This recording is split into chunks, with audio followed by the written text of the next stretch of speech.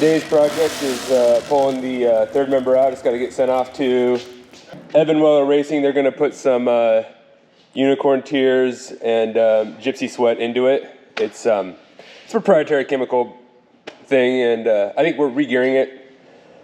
We have an underdrive now on our transmission, 411. So the lower numerical, the higher your gear ratio, the more teeth engagement you have, and that just makes your rear end stronger.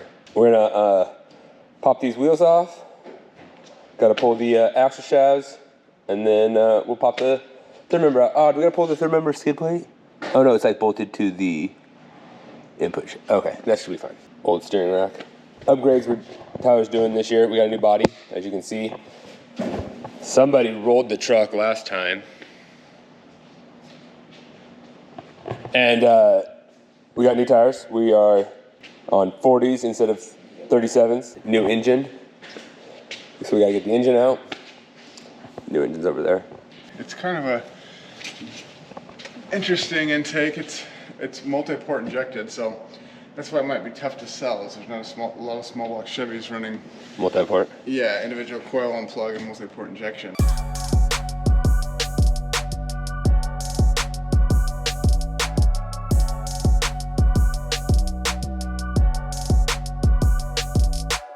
There's the broken rack adapter. We got a new rack coming. Yeah, so this side got completely ripped out when we got hit by that driver. And so we had to weld this tab in, cut a hole in it, try to make it as perfectly lined up as possible. We did not do a very good job. Then the nut was broken, so we had to shave that down and weld it to it. Yeah.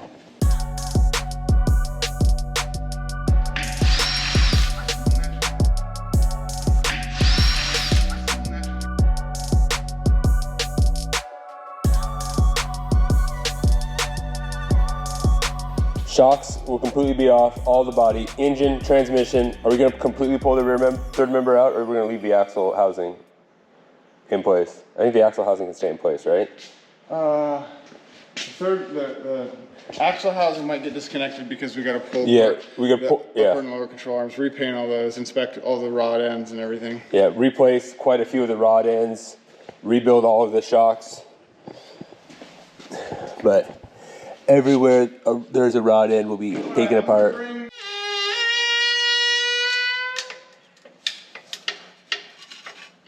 Spot? Yeah. Does that look good?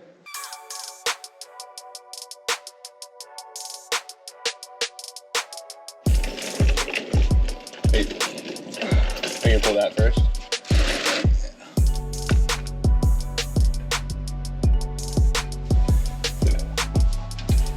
You didn't get any Allens, did you? No, not yet.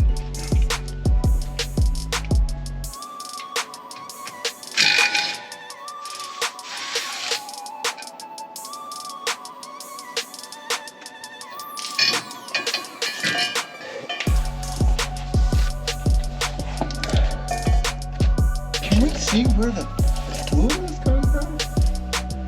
I mean, it looks like there's fluid that came out the fill. But I don't know if that's from the spill when we put it in. But it looks like there's some coming. You gotta tell. Yeah. Looks like there's some coming out of the drain hole, like leaking around the threads. So I see it all. Well, I got oil up here too. Yeah, but it would have hit that drain pan and then just bounced around in there. Don't you think? Or just ran down that way. So it looks like I've got some leak from. It was definitely leaking before. I mean, not enough to be. Just concerned? Yeah, like, I mean, over a year it's not leaking. Affecting the impact? Yeah.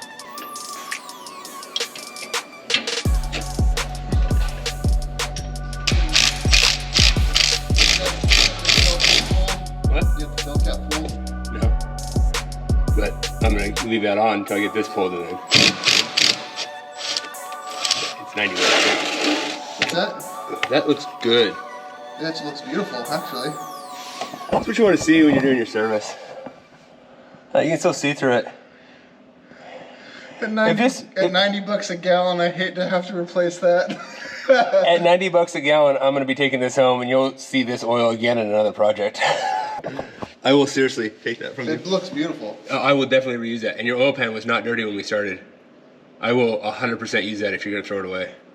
Oh, yeah. I gotta replace it. Yeah, you gotta replace it. That is beautiful 90 weight. Yeah, well, on that plug, was there anything that's magnetic? There should be a little bit of credit there. But no, like metal chunks? No, I mean, there's some, like... Fine. Fines, which you're gonna get from... Especially from a gear break-in. Yeah, a gear break-in. Do you have that rag? Yeah.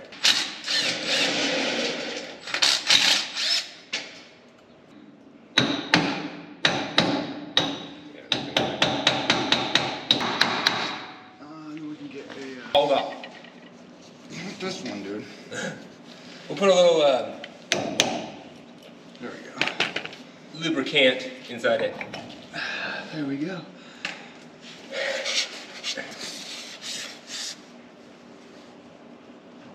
Oh, there we go. Okay. Did yours come out? Yeah. I Pushed?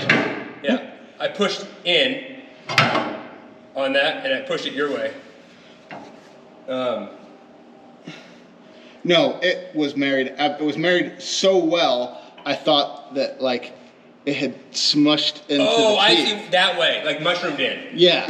Oh. It's just the fitment is so perfect. Perfect. Yeah. Those are big axles. And they do look in beautiful shape. No twisting, no heat, distortion. Splines look good. Your spacer didn't come off, though. There's only one. Oh, in the middle? Oh, okay. Yeah, and it marries both of them. Oh, okay. Yeah, rub it down. Yep.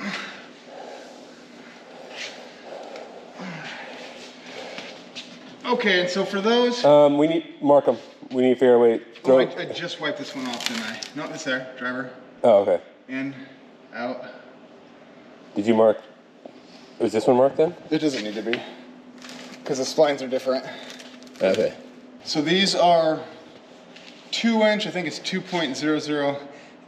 It's, I'm pretty sure they were 300M gun drilled, heat treated, cryoed. It's a 45 spline. I can't remember the pressure angle.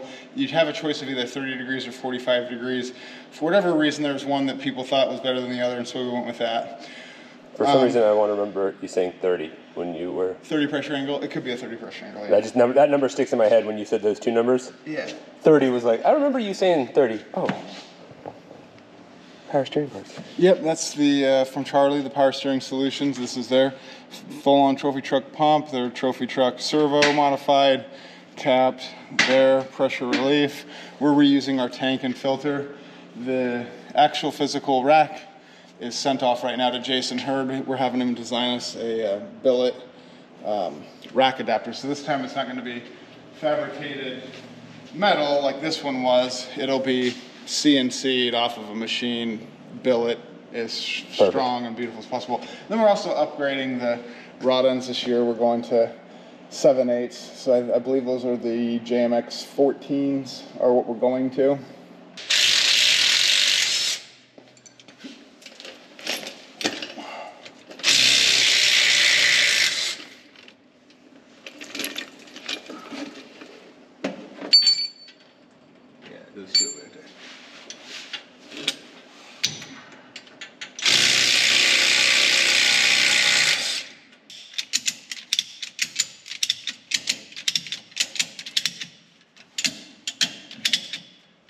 Oh, there you go. Yep. So we got the bottom broken loose. Now let's just work our way around. We didn't put very much tension on it at all. Nice. All right, we're leaking oil. There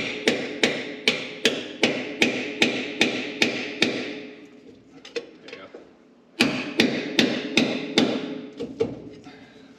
Why so tight? The clearance for that gear. And now we gotta turn that. There it goes. Okay. Oh yeah, baby. Okay, got it. You got it? Yep. Just put it on your belly and... Oh, dude, gears look beautiful. Oh yeah, those look brand new. Oh man. You'll be able to sell that. Space hardware. Arabian Cobra Viper bearings. Hardened unobtainium steel. Demagnetized. Demagnetized bronze. Everything And great. magnetized stainless. Dude, all the bearings look good. So, really our only goal today was to get the third member out so Tyler can get this sent off to Evan Walker Racing. Like we said, we're going from 5, what is that right there? 573s? 547. 547s, I was close. To 411s. To 411s. So, We're going from a tooth and about a little over tooth and a half engagement to 3 teeth. So we're doubling our tooth engagement. yeah. Like we said, we still have a lot of work to do to race prep this thing. And if you want to follow more of this project, you can check out Tyler on Total Mayhem Racing on YouTube. We will link that down below. Like I said, more of the project to come. We'll be completely disassembling the entire front suspension. The chassis is going to be down to bare chassis. There's going to be a paint party where we paint every little piece of this truck. Not the body, just the frame, chassis, and all the body panels. We are going to be redoing. Are we redoing some exhaust?